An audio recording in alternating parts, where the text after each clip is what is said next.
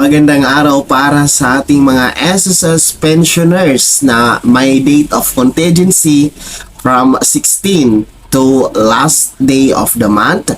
Narito na ang schedule ng release ng inyong pensyon ngayong buwan ng February at ang tanong kung may dagdag or increase nga ba sa inyong matatanggap na pensyon, yan ang ating aalamin sa video na to. Hold up.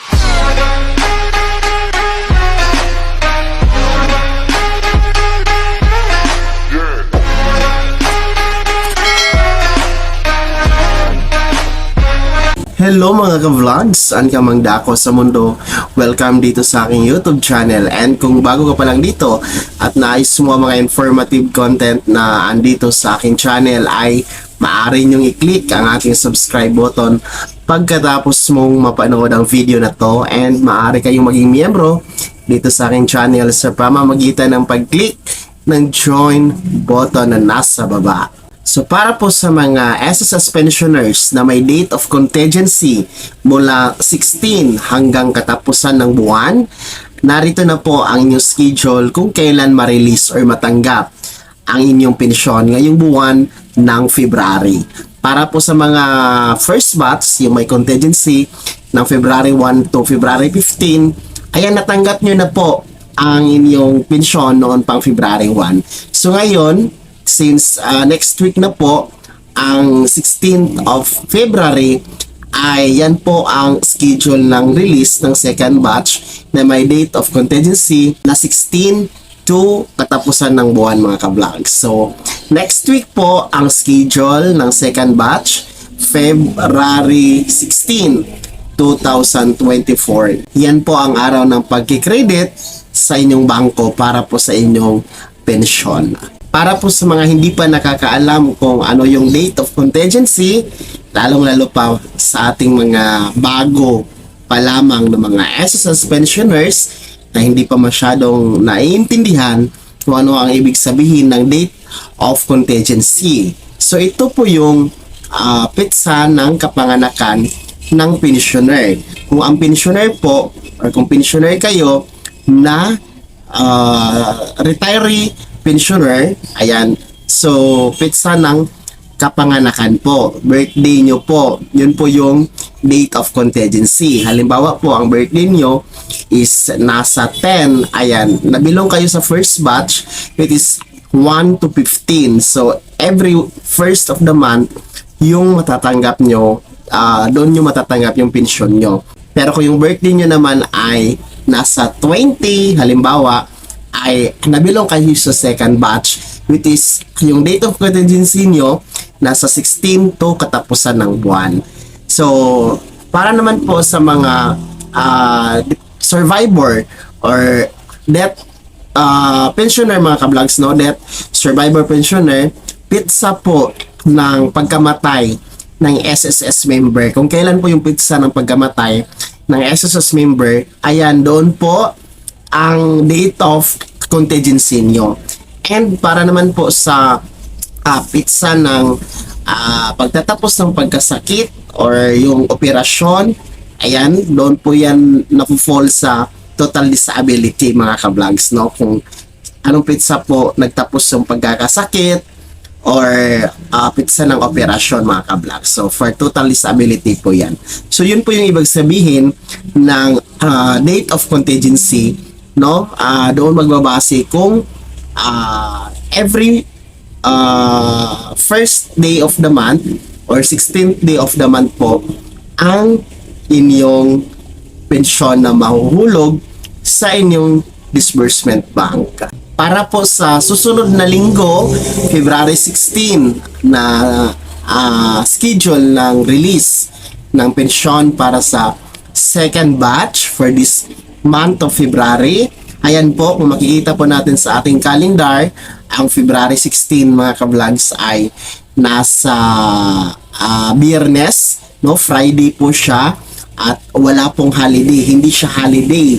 So, meaning sa February 16 talaga makikredit sa inyong mga bangko, no, yung inyong pensyon kasi hindi siya holiday no, hindi rin siya natapat sa weekend mga ka-vlogs. So, Biyernes, Friday ang February 16, dyan po matatanggap nyo ang inyong buwanang pensyon, no, sa inyong mga respective bank, kung sa either Land Bank or Union Bank or whatever po na bank na naka-enroll po sa inyong pensyon mga ka-vlogs. Para sa katanungan kung meron bang dagdag na increase or dagdag sa inyong pensyon na matatanggap ngayong February 16, ang sagot po ay wala.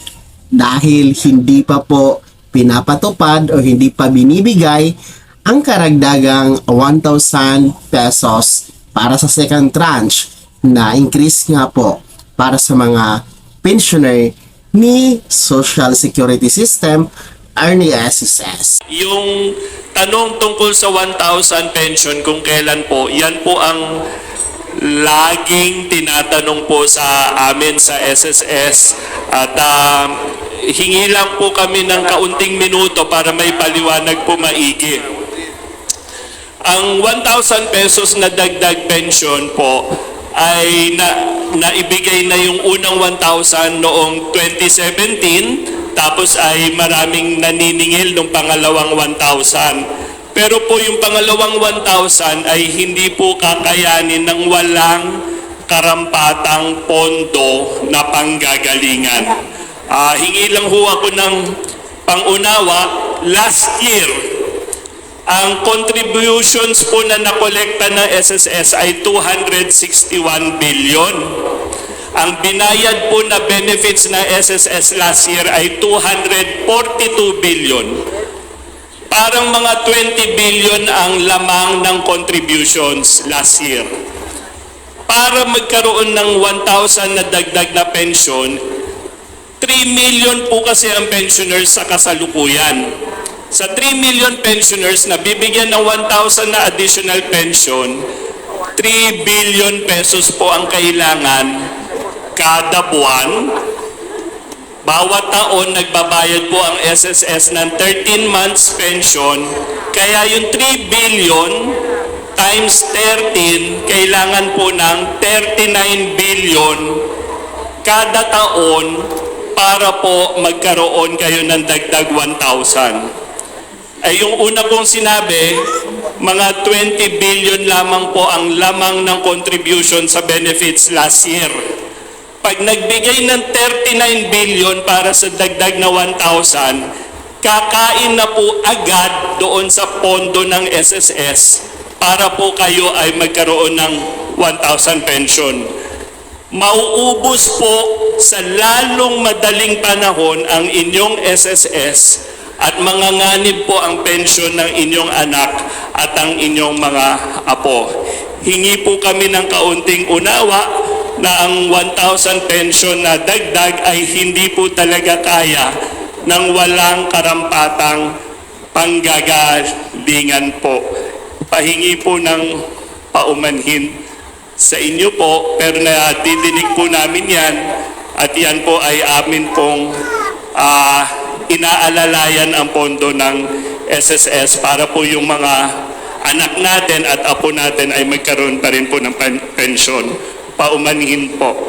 So malinaw naman po sa sinabi ng SSS na ang second tranche 1,000 pesos ay hinahanapan pa ng pondo, no? Nahihirapan pa silang ibigay dahil nga wala po itong karampatang pondo and hindi po ito basta-basta nila maibibigay dahil nga po ayon sa kanila ay manganganib ang SSS, no, sa hinaharap, no, baka mabaon or mauwi sa bankruptcy mga ka-vlog. So wala pong karagdagang increase, walang karagdagang dagdag na pensyon na matatanggap po sa mga second batch, no, ngayong February 16 gaya po sa mga first batch noong February 1. So kung ano yung matatanggap nyo na kung ano yung pensyon nyo talaga, yun talaga yung tatanggap nyo ngayong February 16 mga ka-vlogs. Sana naging gabay ang video na to and kahit pa paano ay naliwanagan po lalong-lalo na ang ating mga bago pa lamang na mga SSS pensioner na hindi po alam or hindi pa kabisado ang schedule ng release ng kanilang pensyon, and maging na din po sa mga matagal ng pensioner pero nakakalimot pa din po sa schedule ng release at kung ano po ang ibig sabihin ng date of contingency. Kung hindi ka pa nakasubscribe dito sa aking YouTube channel, ay maaari niyong i-click ang ating subscribe button na nasa baba. And huwag niyong kaligtaan na i-turn on ang notification bell, ilagay niyo sa all para updated ka sa mga bagong videos na i-upload ko. And maaari mo ding i-like ang video na to. Kung meron ka pa mga katanungan ay maaari niyong i-komento sa comment section na nasa baba. And you can follow me sa aking official Facebook page na nasa screen niyo. Muli po ito si Daniel Timpawa na nagsasabing kung tunay kang kaibigan, please, pautang naman dyan. Bye-bye!